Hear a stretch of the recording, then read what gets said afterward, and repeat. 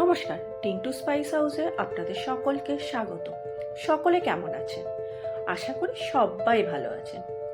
আবার চলে এসেছি একটা নতুন দিন ও কথা নিয়ে। তবে আজ আর শুধু কথা নয়, একটু গল্পও বলবো, সেই ছোট্টবেলার মতো।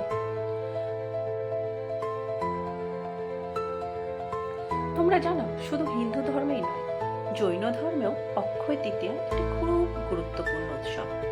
আসলে এই দিনে জৈন ধর্মের প্রথম তীর্থঙ্কর ঋষভনাথ, তিনি হাতে আখের রস ঢেলে পান করে তার 400 দিন ব্যাপী উপবাস ভঙ্গ করেছিলেন। আসলে কথিত আছে ঋষভনাথ তার পার্থিব সুখ ত্যাগ করেন। এরপর তিনি জৈন গ্রন্থ শ্বেতাম্বরের ঐতিহ্য অনুসারে 400 দিন ব্যাপী উপবাস ও ভ্রমণ করেছিলেন। তিনি সাধারণ মানুষের কাছ থেকে খাদ্যও গ্রহণ করেনি, কারণ প্রাচীন জৈন গ্রন্থ শ্বেতাম্বরে জৈন ভিক্ষুককে দেওয়া খাবারের 42টি দোষ থাকতে পারে তা বিস্তারিতভাবে আলোচনা করা আছে।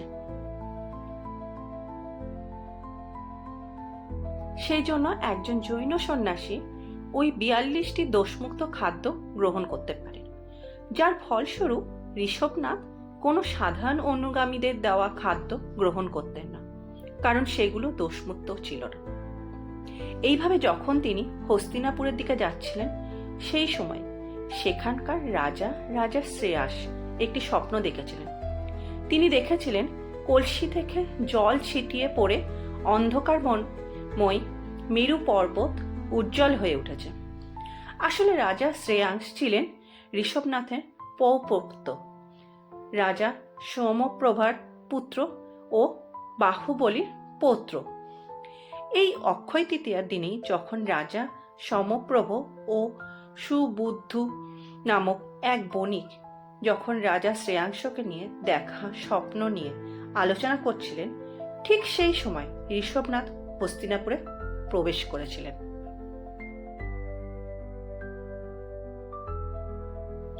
সেখানকার লোকেরা তাকে খাদ্য দান করলে তিনি কিছুতেই সেটা গ্রহণ করলেন না। ঠিক সেই সময় রাজা শ্রেয়াংশ ঋষভনাথকে দেখলেন এবং তার চারপাশে প্রদক্ষিণ করে তিনি দেখলেন যে ঋষভনাথের কাঁধে একটি সাদা কাপড় অর্থাৎ জৈন সন্ন্যাসী বেশ ছিল। তখন রাজা শ্রেয়াংশের পূর্বজন্মের কথা মনে পড়ে যায়। আসলে পূর্বজন্মে শ্রেয়াংশ বিদেহী চক্রবর্তী ব্রজনাভের স্ত্রী ছিলেন।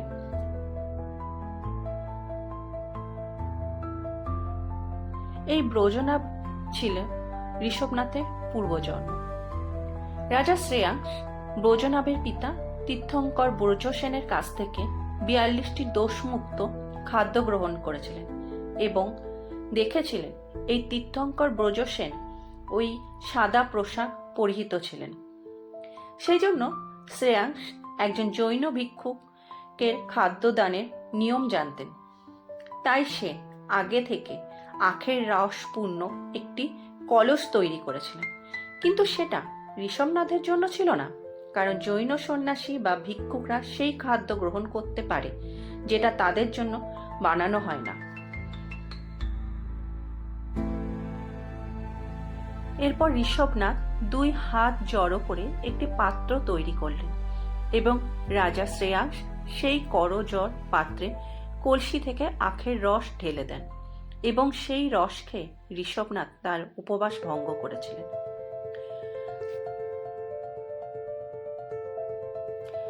জৈনরা এই দিনটি দান ও ত্যাগের জন্য উৎসর্গ করেন। আজও জৈন সন্ন্যাসীরা তাদের এই অক্ষয় তৃতীয়ার দিনে নিজেদের তপস্যা ভঙ্গ করে এই আখের রস পান করে। তাছাড়া জৈনরা এই দিনটিকে নতুন উদ্যোগ, দান ও অন্যান্য জিনিস বিনিময়ের জন্য শুভ বলে মনে করে থাকে। আজ এই পর্যন্ত, আবার আসবো নতুন দিন ও কথা নিয়ে। কিছু টেকনিক্যাল প্রবলেমের জন্য ভিডিওটা দেখতে দেরি হয়ে গেল, তার জন্য সরি এবং ক্ষমা প্রার্থী। আর ভিডিও ভালো লাগলে please subscribe to my channel, আর লাইক, শেয়ার ও কমেন্ট করতে কিন্তু ভুলবেন না। সকলে ভালো থাকবেন, সুস্থ থাকবেন। টাটা।